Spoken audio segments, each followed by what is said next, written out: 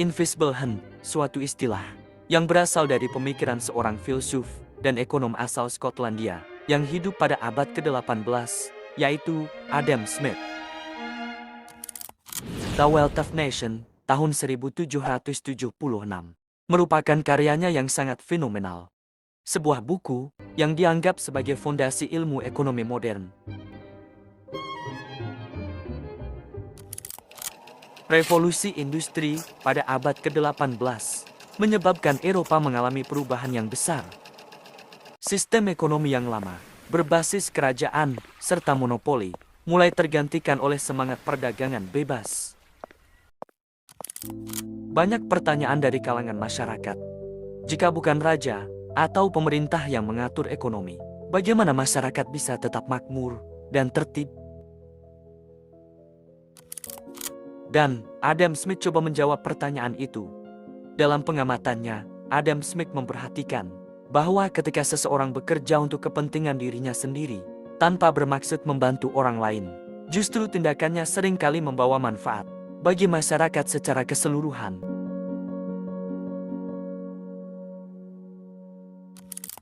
Contohnya seperti ini.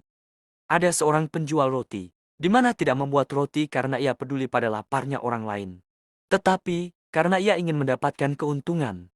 Namun, hasilnya, orang-orang tetap mendapatkan roti untuk dimakan.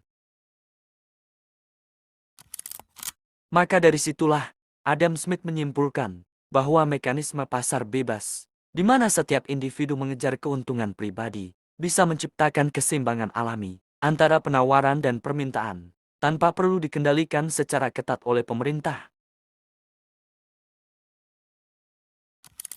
Setiap individu diarahkan oleh tangan tak terlihat untuk mencapai tujuan yang sebenarnya bukan niatnya. Metafora invisible hand lahir dari renungan Adam Smith, suatu kekuatan alami yang mengatur keseimbangan pasar tanpa harus dikomando. Gagasan tangan tak terlihat menjadi dasar bagi pemikiran ekonomi liberal klasik, bahwa kebebasan individu, persaingan sehat, dan pasar terbuka dapat menghasilkan kemakmuran bagi semua. Ide ini kemudian memengaruhi kebijakan ekonomi Inggris, Amerika, dan banyak negara lainnya. Invisible hand bukan sebagai sihir sempurna. Tanpa moralitas dan keadilan, pasar bisa berubah menjadi alat keserakahan. Ekonomi dan etika harus berjalan berdampingan.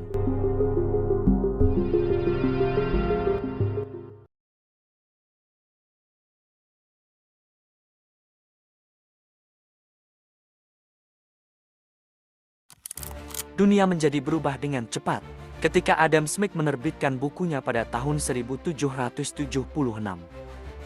Pada tahun 1776 pula, di seberang lautan, yaitu Amerika Serikat, sedang memproklamasikan kemerdekaannya.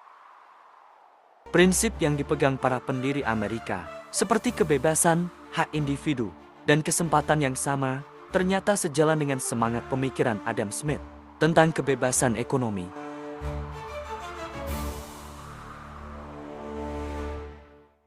Bagi Adam Smith, jika manusia dibiarkan bebas berusaha, tanpa dibatasi terlalu banyak oleh negara atau pemerintah, maka dorongan pribadi mereka akan menghasilkan kebaikan bersama. Prinsip inilah yang kemudian menjadi jiwa dari sistem kapitalisme modern.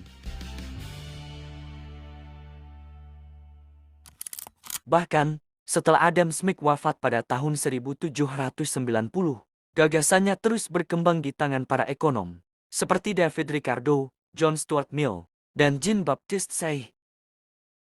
Mereka menafsirkan ulang konsep invisible hand dan menggunakannya untuk membangun teori-teori ekonomi tentang persaingan sempurna, harga, dan efisiensi pasar.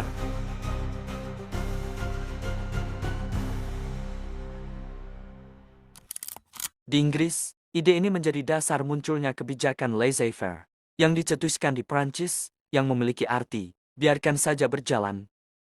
Pemerintah diharapkan tidak terlalu ikut campur dalam urusan ekonomi. Biarkan mekanisme pasar mengatur segalanya, karena pasar memiliki tangan tak terlihat yang akan menuntun keseimbangan alami.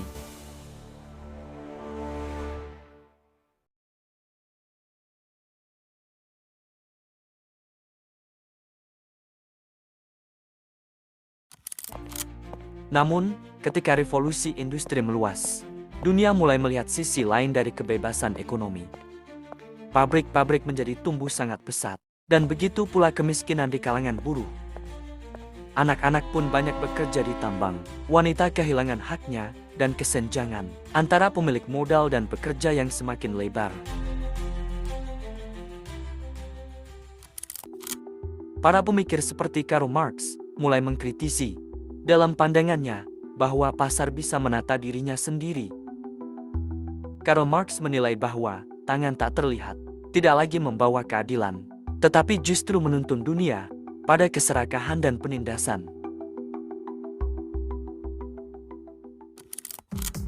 Dalam konteks perkembangan kapitalisme modern, konsep tangan tak terlihat sering dijadikan pembenaran ideologi bagi sistem ekonomi laissez-faire yang menolak campur tangan pemerintah. Argumen ini berpandangan bahwa pasar sebagai entitas yang mampu menyeimbangkan dirinya sendiri tanpa perlu regulasi. Namun, sejarah menunjukkan bahwa ketika mekanisme pasar dibiarkan bekerja secara bebas, ketimpangan dan krisis justru menjadi konsekuensi yang tak terhindarkan.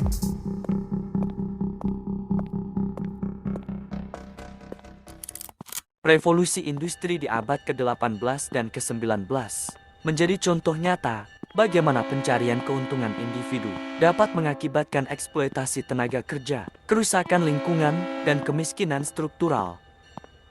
Kaum buruh bekerja dalam kondisi yang tidak manusiawi, sementara pemilik modal menikmati akumulasi kekayaan yang luar biasa. Tangan tak terlihat bukan lagi kekuatan yang menyeimbangkan, melainkan tangan yang tak terlihat dari penindasan dan ketimpangan sosial.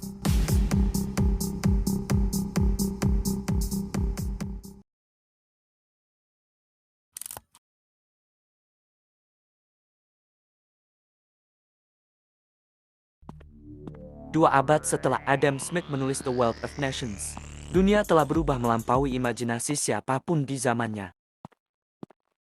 Manusia kini hidup dalam ekonomi digital, dunia menjadi tanpa batas, di mana perdagangan terjadi bukan lagi di pasar kota, tapi di layar ponsel, di ruang maya tanpa dinding, dan tanpa pelabuhan. Bila Adam Smith dulu menyaksikan pedagang menawarkan gandumnya di pasar Edinburgh, kini kita menyaksikan jutaan orang bertransaksi di platform e-commerce, tanpa saling mengenal, tanpa bertatap muka, namun semuanya berjalan tertib dan teratur.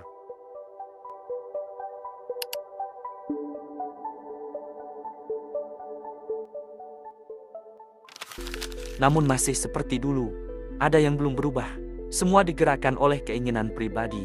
Seseorang ingin menjual, seseorang ingin membeli, dan di antara mereka, tangan tak terlihat kembali bekerja, akan tetapi, kali ini dalam bentuk algoritma dan data.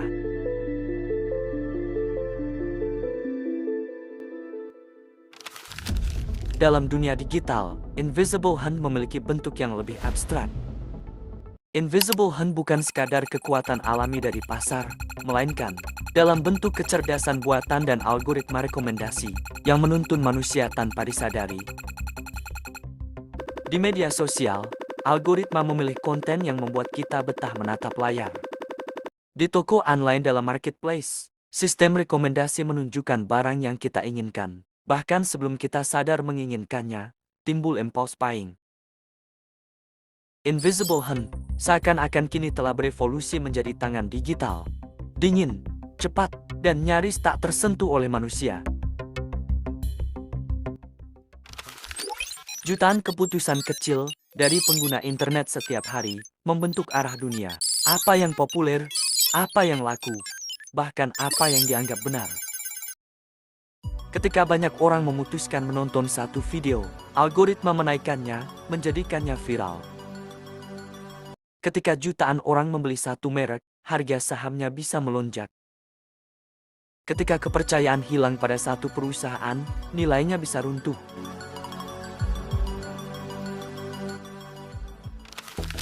Semua terjadi tanpa perintah, tanpa rencana, tanpa penguasa tunggal, hanya karena jutaan keputusan individu bertemu dan berinteraksi.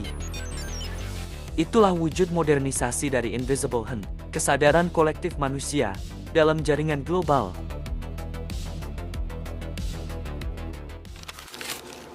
Seperti sejarah selalu mengingatkan, setiap kekuatan membawa bayangan.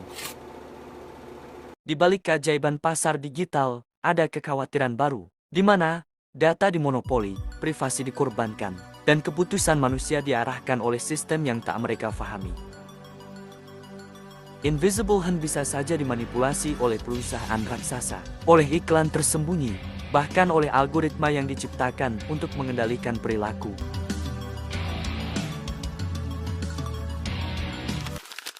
Adam Smith percaya bahwa manusia digerakkan oleh kepentingan diri sendiri, tapi ia juga percaya pada kebajikan dan simpati. Namun, dunia digital sering melupakan sisi yang kedua, yaitu simpati.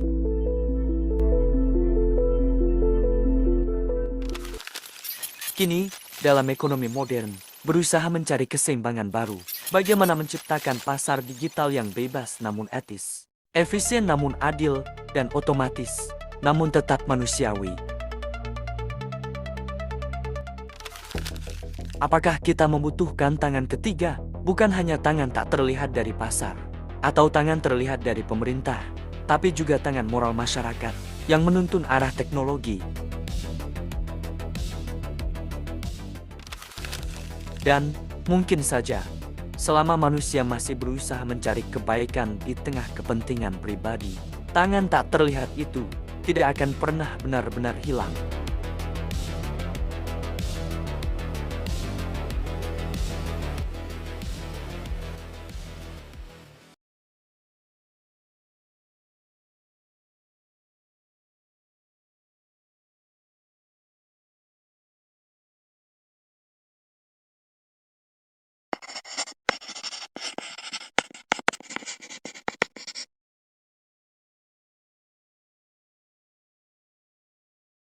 Subscribe to my channel.